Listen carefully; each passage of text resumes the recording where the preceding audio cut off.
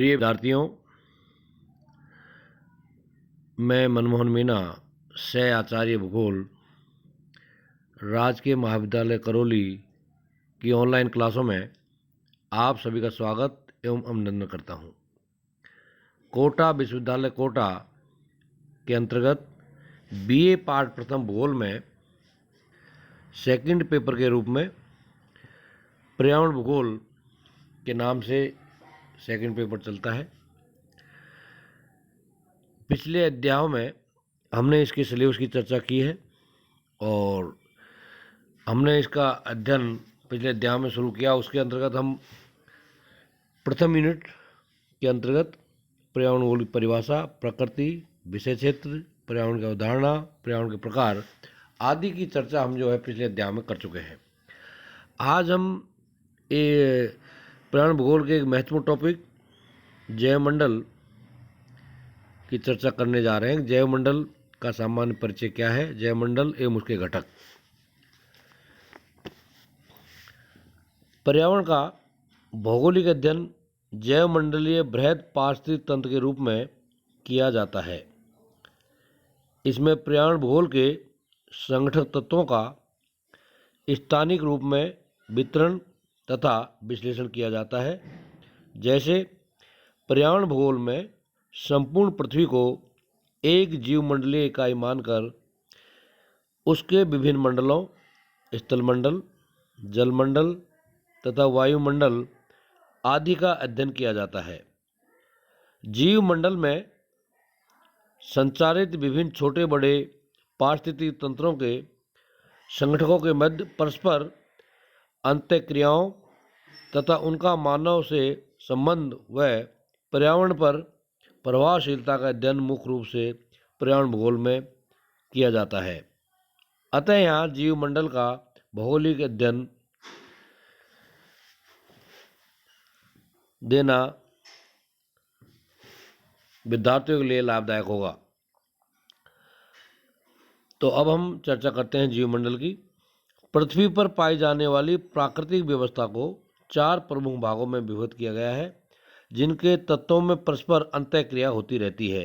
ये निम्न है: नंबर 1 वायुमंडल, नंबर 2 जलमंडल, नंबर 3 स्थलमंडल और नंबर 4 जीवमंडल। जीवमंडल उपरोक्त परिमंडलों का वह भाग है जिसमें जीवित जीवों के विकास हेतु उपयुक्त दशाएं विद्यमान रहती है। जीवमंडल जंतुओं एवं पादपों के जीवन पोषण की एक परत है जो पृथ्वी को चारों ओर से घेरे हुए रहती है। जीवमंडल को विभिन्न भूगोलवेत्ताओं ने निम्न प्रकार से परिभाषित करने का प्रयास किया है। उसमें नंबर 1 डडले स्टैम्प, जिन्होंने इसकी परिभाषा दी है, इनके अनुसार जीवमंडल पृथ्वी पर जीवित वस्तुओं का योग है, अर्थात पृथ्वी का ऐसा भाग जहां जीवित वस्तुएं अपना निर्वाह बिना किसी रक्षक साधन के कर सके। फिर जीवमंडल की परिभाषा वेबस्टर के अनुसार पृथ्वी के परिमंडलों, जलमंडल, वायुमंडल तथा स्थलमंडल की वह सीमा जिसमें जीवित वस्तुएं रहती है, जीवमंडल कहते हैं। फिर टीबी के अनुसार जीवमंडल पृथ्वी का वह भाग है जिसमें जीवित जीव रहते हैं। Biosphere is that part of the earth which contain living organism.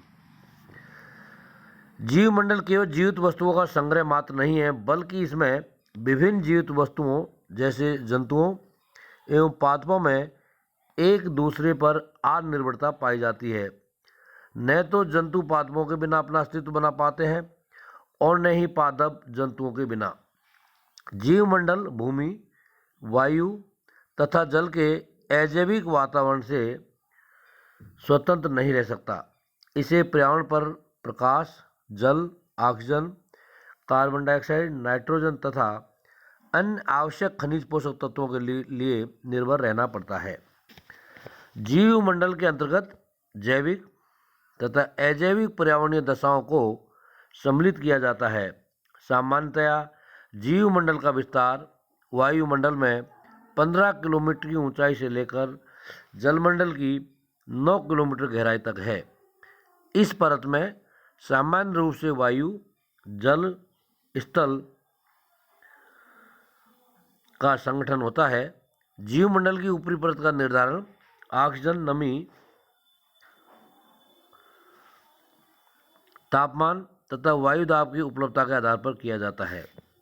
सागरीय क्षेत्रों में गहन सागरीय गड्ढों तक जीवों का निवास पाया जाता है। जीवमंडल को बृहद पारिस्थितिक तंत्र के रूप में माना जाता है। यानी कि जो जीवमंडल है एक बहुत बड़ा और व्यापक पारिस्थितिक तंत्र है। बृहद पारिस्थितिक तंत्रीय जीवमंडल को पारिस्थितिक मंडल भी कहते हैं, इकोस्फीयर भी कहते हैं। कॉल के अनुसार पृथ्वी तल पर पाए जाने वाले विश्वव्यापी पर्यावरण एवं पृथ्वी के संपूर्ण संसाधनों के आपसी सामंजस्य के मध्य पाए जाने वाले जीवन को पारिस्थितिकी मंडल कहते हैं।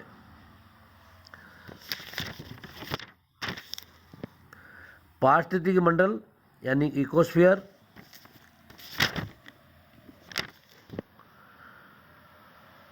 पृथ्वी का सर्वाधिक संबद्ध है पारिस्थितिक तंत्र है। जीवमंडलीय पारिस्थितिक तंत्र का निर्माण दो प्रमुख तंत्रों से हुआ है जो निम्न है। एक है पार्थिव जीवोम तथा जलीय जीवोम तंत्र। यानी कि जो हमारा जीवमंडल है, बायोस्फीयर है, इसका जो मुख्य जो घटक है उनको हम मुख्य रूप से दो भागों में विभाजित कर सकते हैं। नंबर एक पार्थिव जीवोम तंत्र और दूसरा जलीय जीवोम तंत्र। पार्थिव जीवोम तंत्र की रचना तीन उपतंत्रों क्रम से पादप तंत्र, जंतु तंत्र तथा मृदा तंत्र से होती है तथा इसी प्रकार जलीय जीवोम तंत्र की रचना भी तीन उपतंत्रों क्रम से पादप तंत्र, जंतु तंत्र तथा पोषक तंत्रों से हुई है। ये उपतंत्रीय व्यवस्थाएं परस्पर ऊर्जा एवं अन्य आवश्यक तत्वों के संचरण तथा गमन के विभिन्न चक्रों द्वारा अंतर संबंधित होती है। जीवमंडलीय पारितंत्र की साम्यावस्था आत्मनिर्भर एवं स्वनियमित या स्वपोषीय होती है। इसके विभिन्न कारकों व घटकों के निर्धारण सीमा में घटने या बढ़ने पर इसमें उसी प्रकार प्रतिक्रियाएं होती है। यह साम्यावस्था तथा पारिस्थितिकी दक्षता जीवमंडल के विभिन्न संगठनों के मध्य घनिष्ठ संबंधों तथा जैव भू रासायनिक चक्रों पर निर्भर करती है। अतः स्पष्ट है कि समस्थापन या साम्यावस्था पारिस्थितिक तंत्र की ऐसी प्रवृत्ति है जो परिवर्तन का प्रतिरोध करती है और संतुलन अवस्था को प्रबल करती है। संतुलन की ऐसी अवस्था तंत्र में उपस्थिति पुनर्भरण तंत्र के कारण होती है। तो इस प्रकार से हमने जो है जीवमंडल को समझने का प्रयास किया है कि जीवमंडल क्या है, और हमने बताया कि जीवमंडल वो क्षेत्र है जहाँ पर जीवन पाया जाता है। विभिन्न विद्वानों ने इसे अपने अपने हिसाब से परिभाषित करने का प्रयास किया, अपने हिसाब से इसे जीवमंडल की परिभाषा दी, और इसके जो दो मुख्य पार्ट जो बताए हैं, पार्थिव जीवन तंत्र तथा जीवन तंत्र, उनकी चर्चा हमने की है।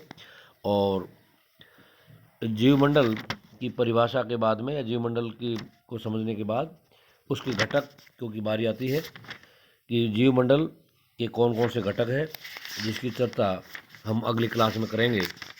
क्योंकि वर्तमान समय कोरोना महामारी का चल रहा है, अतः आप सभी से अनुरोध है कि महाविद्यालय स्तर पर क्लासें नहीं हो रही है, अतः छात्र छात्राओं का अहित ना हो इसलिए ऑनलाइन क्लासें चल रही है। पीडीएम के माध्यम से नोट्स उपलब्ध कराए जा रहे हैं। आप सभी से अनुरोध है कि आप सभी छात्र छात्राएं ई क्लासरूम से जुड़े रहें। जो क्लासें आपको ऑनलाइन पढ़ाई जा रही है उनसे जुड़े रहें, क्योंकि 2021 में आने वाली मुख्य परीक्षा में आप इन क्लासों का अध्ययन करने के बाद ही पूर्ण विश्वास के साथ बैठ पाएंगे ताकि आपके अच्छे अंक प्राप्त हों। क्योंकि वर्तमान समय कोरोना महामारी का चल रहा है, अतः आप सभी से अनुरोध है कि आप जब घरों से बाहर निकलें मुंह पर मास्क लगाएं, क्योंकि जब तक कोई ठोस वैक्सीन नहीं आती, मास्क ही वैक्सीन का कार्य करेगा। घरों से बाहर जाने पर सैनिटाइज से हाथों को साफ करें, पानी से हाथों को धोते रहें, 2 गज की दूरी का पालन करें।